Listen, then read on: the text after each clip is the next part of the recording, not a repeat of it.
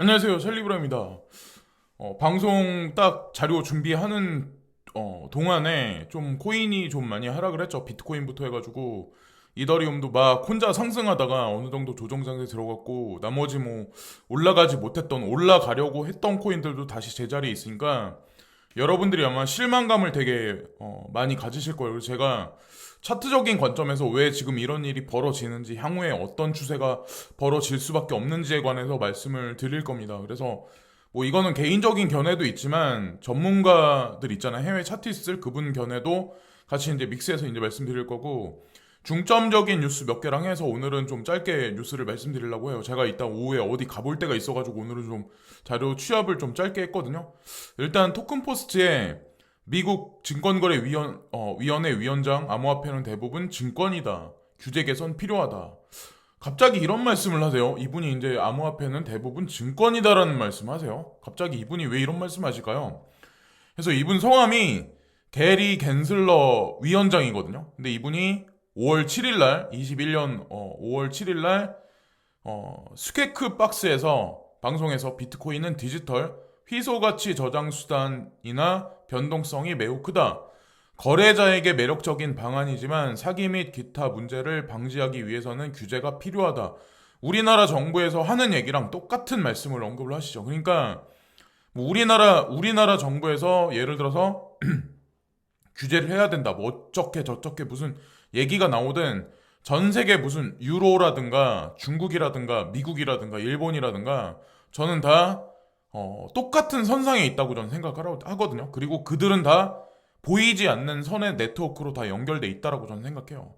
전 세계 이제 움직이는 정책을 보면 거의 요즘에는 흡사하게 동일시하게 시기적인 관점도 거의 맞물려서 전 움직인다고 생각하거든요. 근데 이 겐슬러 위원장이 무언가가 증권이라면 증권거래위원회는 이에 대한 충분한 권한을 가지고 있다.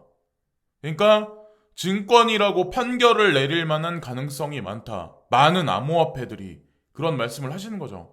그래서 지금 암호화폐는 라고 칭하지 않겠다. 크립토 커런시라고 칭하지 않겠다. 자, 이런 말씀을 하세요.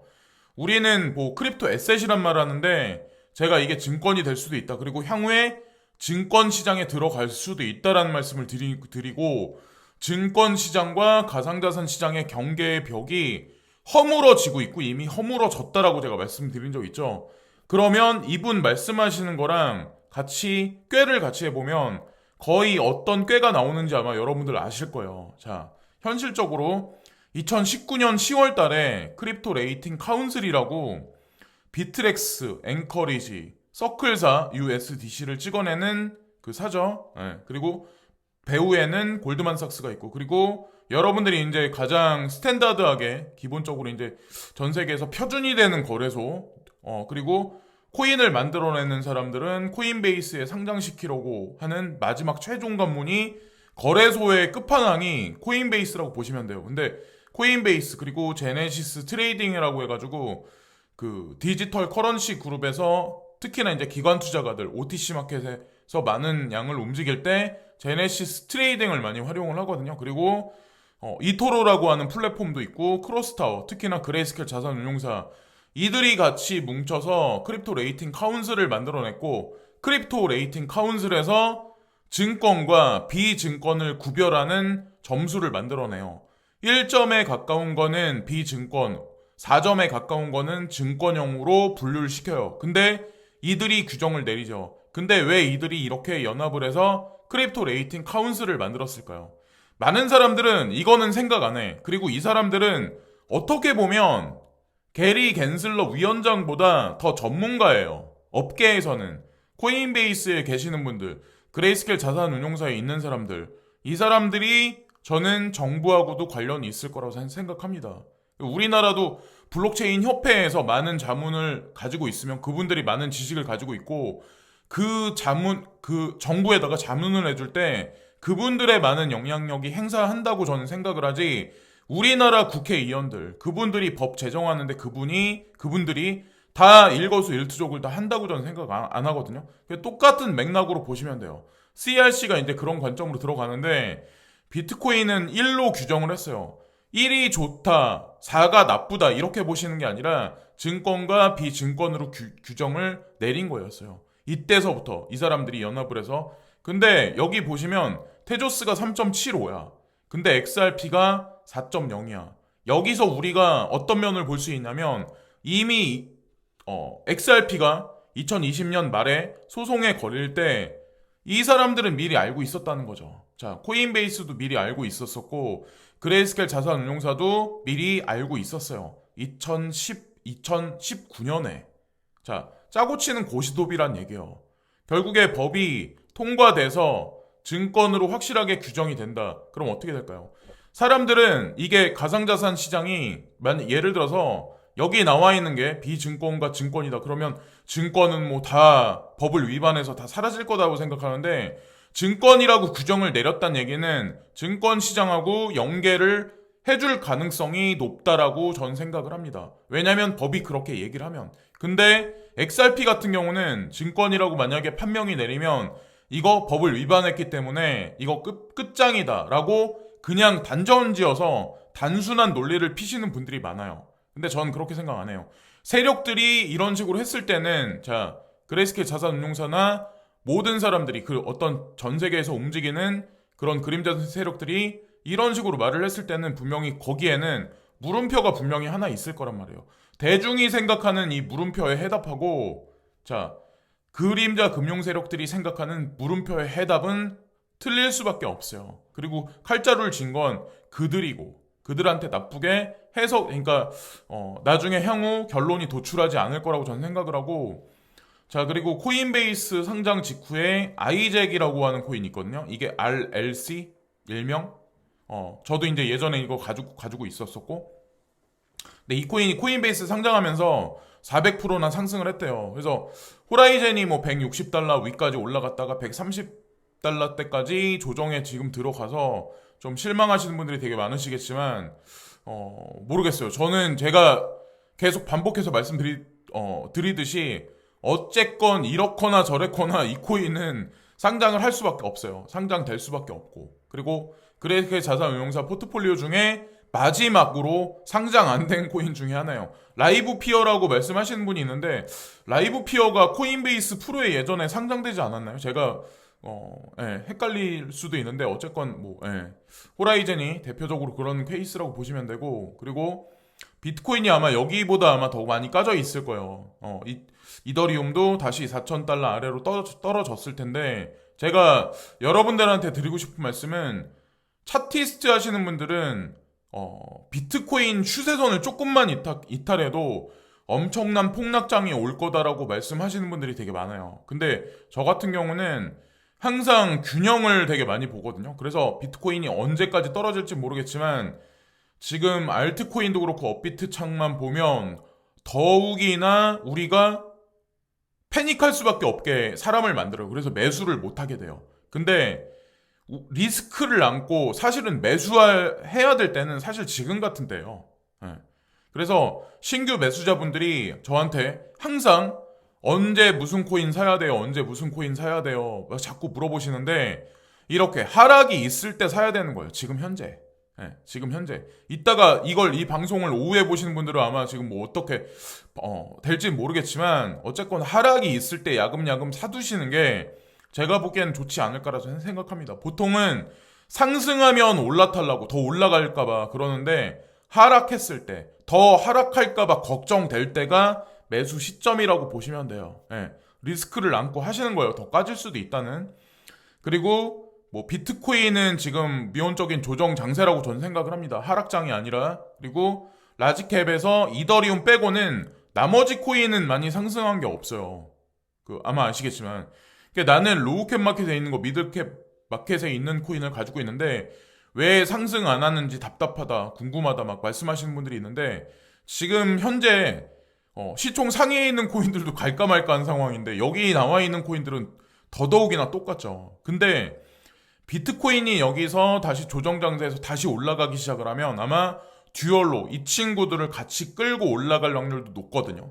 그 시기가 언제냐가 중요하겠지만 저희 이제 그렇게 생각을 합니다.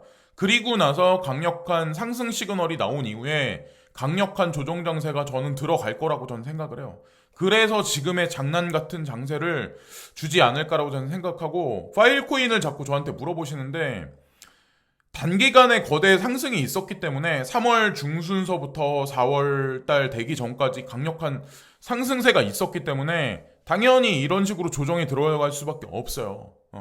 근데 조정의 기간이 거의 뭐 한 달 이상이 됐기 때문에 지쳐가지고 지금 이 부분에서 손절매 하실 분들이 되게 많으시겠지만 이 코인은 문제가 없어요. 예, 문제가 전혀 없어요. 그리고 제가 안타까워서 말씀드리려고 하는 거예요. 예, 그냥 기다리시면 돼요. 이 코인도. 그래서 조정이 왔는데 거의 뭐 제가 보기에는 거의 중심값 정도, 예, 거기까지 거의 조정이 거의 다 끝나갔거든요. 그러니까 여기서 가봐야 조금 더 옆으로 밀거나 조금 우하향 한다고 해도 이거는 예, 그게 없어요. 그리고 특히나 업비트 마켓에 업비트 원화 마켓에 원화 상장될 가능성이 향후 제가 개인적으로 보기엔 높기 때문에 그런 관점으로 봤을 땐 그냥 파일코인을 여기서 물리신 분들은 그냥 가지고 계시는 게 제가 보기엔 낫지 않을까 저는 생각합니다. 걱정할 코인은 아니에요. 절대. 그레이스케일 자산운용사 트러스 상품에도 있고, 그리고 하락을 하면 우리는 패닉을 하거나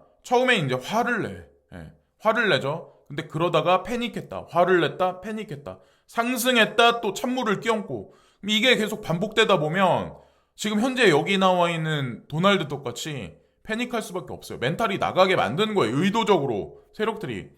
자, 이오스 똑같아. 이오스 차트 하나만 딱 보여드릴게요. 자, 하락을 엄청나게 깊게 줬어요. 여기서 더 떨어진다라고 한 사람들 아마 분명 있을 거예요. 여기까지. 여기까지. 근데 여기서 세력들이 올려버려. 그리고 나서 갈 것 같이 하다가 또 떨고. 이거를 3-4번 반복을 했어요. 벌써 지난주부터 이번 주까지 보시면 아마 아시겠지만 이런 이오스 차트 같이 이런 코인들이 되게 많아요. 뭐 비트코인 캐시도 마찬가지, 라이트코인도 마찬가지로 이더리움은 추세선을 확 뚫어버렸는데 얘네들은 지금 못 가게 의도적으로 지금 누군가가 조작을 계속 하고 있는 거예요. 이 의미는 뭐냐면 사람들이 여기서 이 코인을 가지고 있을 수가 없어요. 자, 상승할 것 같이 했다가 또 폭락시키고, 상승할 것 같이 했다가 폭락시키고, 너무 눈에 보이잖아요. 너무 눈에 보이지 않으시나요? 여러분들 딱 보시기에 직관적으로 딱 요것만 보면 딱 보이실 텐데, 그러니까 내가 가지고 있는 펀더멘탈 강한 코인들도 다 마찬가지야. 네오도 마찬가지고 디센트럴 랜드 다 마찬가지예요. 그런 코인의 범주에 들어간다고 보시면 돼요. 라이트코인, XRP 전체가 다 마찬가지야. 갈 것 같이 하다가 못 가게 하고 계속 이렇게 한다는 거죠.